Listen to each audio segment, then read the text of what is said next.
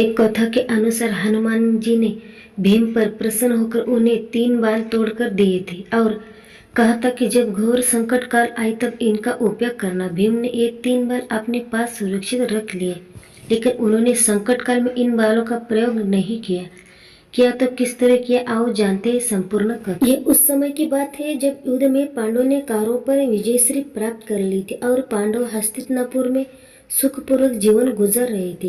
युधिष्ठिर के राज में प्रजा को किसी भी चीज की कोई कमी नहीं थी। देवता की मान्यता अनुसार एक दिन देवऋषि नारद मुनि महाराज युधिष्ठिर के समक्ष प्रकट हुए और कहने लगे कि आप सभी पांडव यहाँ प्रसन्नतापूर्वक रहे, लेकिन वहाँ स्वर्गलोक में आपके पिता बहुत दुखी है। देव ऋषि के ऐसे वचन सुनकर युधिष्ठिर ने इसका कारण पूछा तो देव ऋषि ने कहा वे अपने जिंदा रहते हुए राजसूय यज्ञ करवाना चाहते थे, लेकिन ऐसा वो कर नहीं सके, इसलिए दुखी है।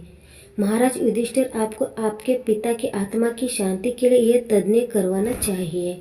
नारद जी के ऐसे वचन सुनकर युधिष्ठिर ने अपने पिता की आत्मा शांति के लिए राजसूय यज्ञ करने की घोषणा की। इसके लिए उन्होंने नारद जी के परामर्श पर भगवान शिव के परम भक्त ऋषि पुरुष मुर्गा को आमंत्रित करने का फैसला किया।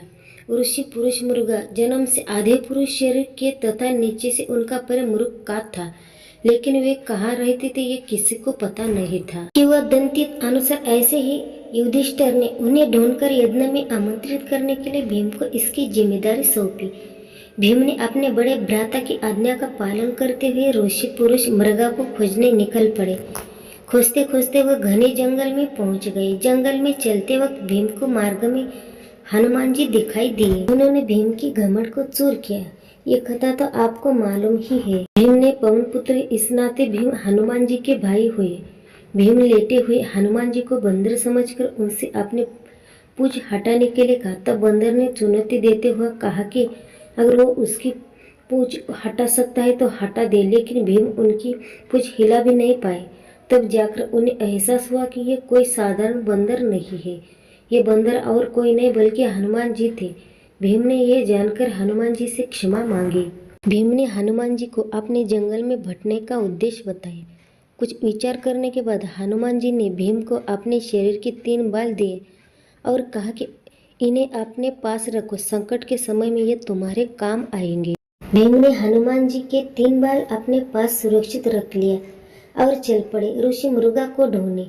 कुछ दूर चलने के बाद ही भीम को भगवान शिव के परम भक्त पुरुष मृगा मिल गए, जो महादेव शिव शक्ति स्तुति कर रहे थे। भीम ने उनके पास जाकर उन्हें प्रणाम किया था, अपने आने का प्रयोजन बताया। इस पर ऋषि पुरुष मृगा भी उसके साथ चलने को राजी हो गए, लेकिन उन्होंने एक शर्त रख दी।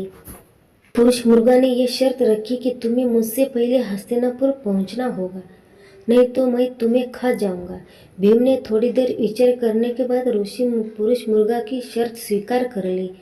शर्त स्वीकार करने के बाद वे अपनी पूरी शक्ति के साथ हस्तिनापुर की ओर दौड़ने लगे। बहुत दूर तक भागते भागते भीम ने जब पीछे की ओर ये जानने के लिए देखा कि ऋषि पुरुष मृगा कितने पीछे रह गए, तो उन्होंने पाया कि ऋषि तो बस उन्हें पकड़ने वाले हैं। ये देख भीम चौंक गए और घबराकर अपनी पूरी शक्ति के साथ शीघ्रता से भागने लगे, लेकिन हर बार पीछे देख पर उन्हें ऋषि मुर्गा उनके बिल्कुल आसपास नजर आते। 3 बालों की इस तरह बचाया भीम को। भागते भागते तभी भीम को हनुमान जी के दिए उन 3 बालों की याद आ गई। हनुमान जी ने कहा था कि इस संकट काल में ये तुम्हारे काम आएंगे। भीम ने उनमें से एक बाल दौड़ते दौड़ते जमीन पर फेंक दिया। वह बाल जमीन में गिरते ही लाखों शिवलिंग में परिवर्तन हो गया। भगवान शिव के परम भक्त होने के कारण ऋषि पुरुष मृगा मार्ग में आए, प्रत्येक शिवलिंग को प्रणाम करते हुए आगे बढ़ने लगे। इसके चलते भीम को दूर तक भागने का मौका मिल गया। कुंती पुत्र भीम लगातार भागते रहे। फिर जब भीम को लगा कि ऋषि आप फिर से उन्हें पकड़ ही लेंगे, तो उन्हें फिर से एक बाल गिरा दे और वह बाल भी बहुत से शिवलिंग के परिवर्तन हो गए। इस प्रकार से भी ने ऐसा 3 बार किया। इस पर पुरुष मृगा ने उन्हें खाना चाहा, लेकिन उसी दौरान भगवान कृष्ण और युधिष्ठिर द्वार पहुंच गए। दोनों को देखकर युधिष्ठिर ने भी पुरुष मृगा से बहस करने शुरू कर दी। तब युधिष्ठिर से पुरुष मृगा ने कहा कि शर्त अनुसार इसका पैर द्वार के बाहर भी था, अंततः ही यहाँ पहुँच नहीं पाए, ऐसे में ऐसे खाऊंगा। फिर भी ये धर्मराज, तुम न्याय करने के लिए स्वतंत्र हो। अंत में भीम को पुरुष मृगा ने पकड़ लिया। अंत में जब भीम हस्तिनापुर के द्वार में घुसने ही वाले थे कि पुरुष मृगा उन्हें पकड़ने के लिए दौड़े और उन्हें पकड़ ही लिया था कि तभी भीम ने छलांग लगाई और बस पैर ही द्वार के बाहर रह गया था। इस पर पुरुष मृगा ने उन्हें पकड़ते हुए खाना चाहा। ऐसे वचन सोचकर युधिष्ठिर ने ऋषि पुरुष मृगा से कहा कि भीम के केवल पैर ही द्वार के बाहर रह गए थे, बाकी संपूर्ण शरीर तो द्वार के अंदर ही था।